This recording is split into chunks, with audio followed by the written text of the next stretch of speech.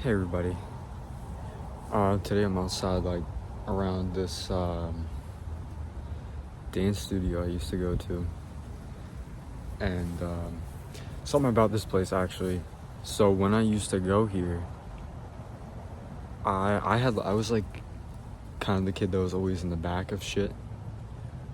Not really standing in the corner. It's a dance class. You can't fucking stand in the corner, but like I really kept to myself during those times. I was a lot younger too. That was like years ago. But what would always happen every single year is I would talk to nobody, and then like by the year's end I would have this one kid and I would get really fucking close with him, and then the recital would happen, and then I would never talk to him again. That happened like 4 different times. And this one kid that I got really close with, like really close with, bro, by the recital night, so much garbage over here, bro. By the recital night, it's a long ass recital too, bro. You know those dance recitals are long as fuck. And like every year it's the same goddamn routines, bro. Same songs and shit. But we had this bag of Twizzlers, and he fucking took a Twizzler and he targeted this guy in like a suit in front of us, and he threw the Twizzler right at the back of his head. And then this guy, his head was on a swivel, bro. He turns this shit around and looks directly at me. And this kid, bro, he goes under the seat, and this guy's looking at me. And I just try to play it off like, bro, it wasn't me. I'm just watching the show. It clearly was, bro. It came from my direction. Fuck, man. And then I never talked to him again. And then another year, there was this kid that his like specialty, like they gave us the option to be able to pick this one pose that all of us, they gave us like how the fuck, bro, my fucking train of thoughts just like drove off the rails and then into a cliff. Off a cliff. Holy shit. But yeah, this one kid, after they gave us the option to pick whatever pose we wanted to do, he got down on his knees, got down on one knee, and he put his like hands out. He called that shit like the water fountain. I thought that shit was so fun, bro. He was definitely a lot older than me, but I was close as fuck with him. And by the night's end of the recital, our moms were like talking, and they were like, yeah, we'll keep in contact. Actually, circling back to the other kid, I did see him like 2 years ago, just on his bike. I didn't have the courage to talk to him though. I probably should have. But that's that. This place has a lot of memories in it, bro. My sister made a ton of friends here, and I think by doing that, she kind of realized that having a ton of friends wasn't really right. It kind of like usually ended up in having a bunch of shitty friends instead of a couple good ones, which is what I had. We were very different growing up, but yeah. So why am I outside in front of these fucking bushes? People are coming, bro. Shit. Sorry, they're going for a walk. I don't really give a fuck. But it's been a couple days. I went on to a race. I might show some videos of that, but my brother fucking broke down, and we had to do it's the part that connects the like axle part to the wheel, and it swivels on that. We had to replace that. It's called an A-arm, actually. And we did it in like 10 minutes. Pretty damn good. And he still placed pretty good too. Like 4th place out of like 100 people. Mind you, at this race, you're like expected to crash, bro. It's in the fucking woods. Everyone's gonna be crashing. So he only got to 4th place because of the amount of people that crashed. And there had to have been like 100 people starting. So I would still call that skill though, because he didn't DNF. And he still went pretty crazy, so. What was I talking about? Right, why am I outside in front of these fucking bushes? I'm actually sitting in front of a parking lot. Well, honestly, bro, I'm trying to do something drastically different with my day. From now on, bro. It's almost like every single day of my life is a routine, but it's not a routine I intentionally picked. It's a cage, but not one that I made. It's just, I do the same things every single fucking day, and I'm trying to break out of that.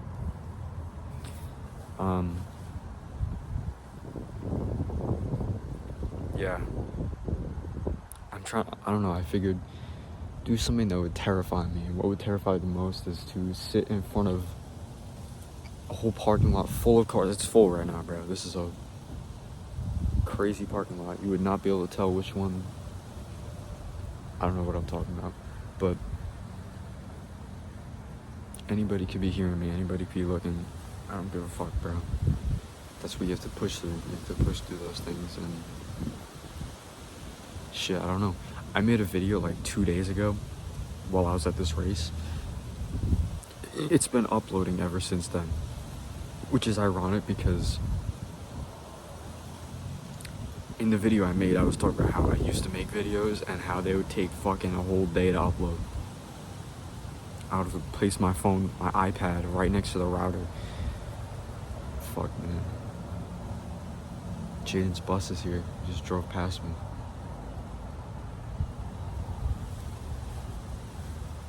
There's a dumpster over here, and it's got like one of those cages around it. I had to throw my garbage out, and I decided I want to dunk over the cage, and I fucking scratched my elbow. The other side of my elbow. Like the elbow crease, the joint crease. And it looked like I slit my arm. And like a year after, I still have the scar, but like a year after that, I went on one of those, it wasn't a race, but it was a side-by-side like expedition, bro. We all went up this mountain and then went back down. And like a distant relative, I don't know how the fuck she's related to me. She was with us. She was like, had that cut getting her arm, and jokingly I was like, I like made the gesture like I had a knife up to my arm, and she was like, oh. She did not, bro. I tried to make a joke and it just didn't really fucking land. That was bad. You know what I'd love to do one of these days is talk about all the most embarrassing fucking moments, bro, that I've ever had. That would be pretty funny. Because I'd be thinking about them a lot.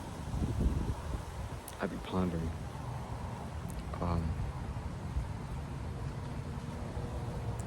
What else happened? Not much, really. My other friend, who I've never met with before, is now 2 degrees of separation from me.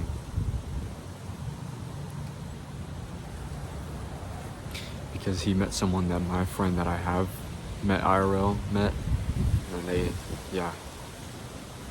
And he had like a photo album to show the connections. I was like, bro, alright. I know you think it's cool, but this is like parasocial, bro. Definitely a parasocial relationship we have, bro. He lives across the whole, across the country. It's crazy. But allegedly, like a year from now, he's gonna come down to New York and he's going to meet up with me and because he's friends with everyone, bro. He's friends with people that I'm friends with that he's never met. He just loves having a bunch of acquaintances. So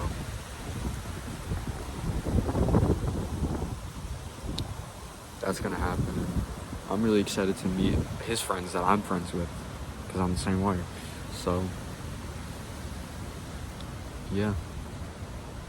It's genuinely gonna be lit, bro. One of his friends, I had like a 2-hour talk with him, bro. We were talking about like the way consciousness works, bro. We were genuinely doing a schizophrenic, we were schizophrenia maxing, I guess you'd call that.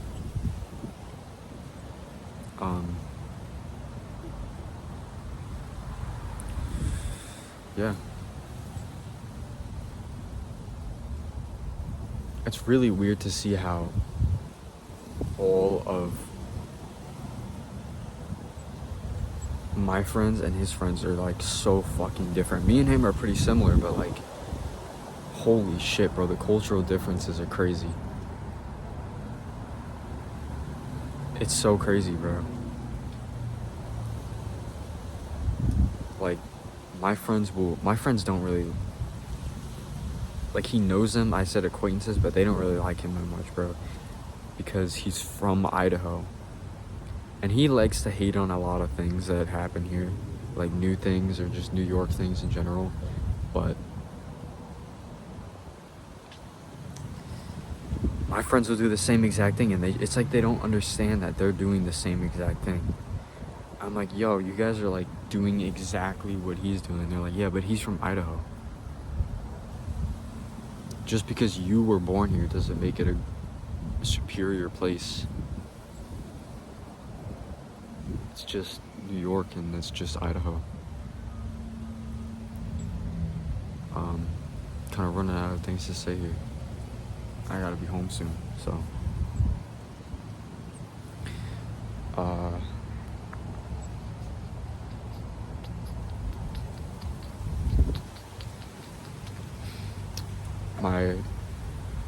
I hate saying my friend, bro. I don't like disclosing everyone's names, but like,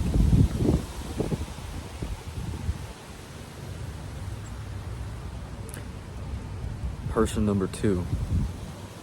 Nah, bro, that's corny as fuck. I don't know. I'll call him Koodle. He had a party at his house, and it was kind of lame. His dad's friends were there, and we were there at the same time. I was actually talking about this like 2 videos ago, but I was telling his dad about how we have a fucking 100-foot pool in our backyard that we never knew about, and it was underground.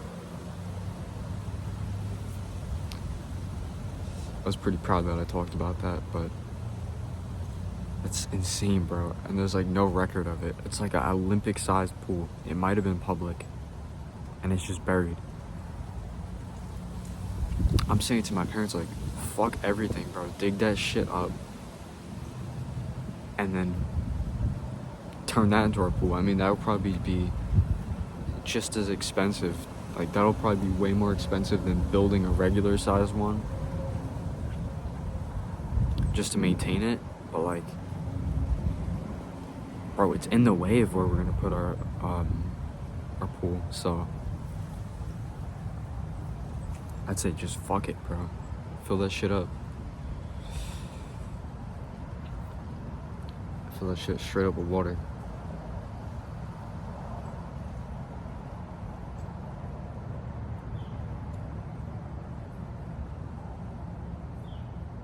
Alright, I think I'm done, bro. 9 minutes.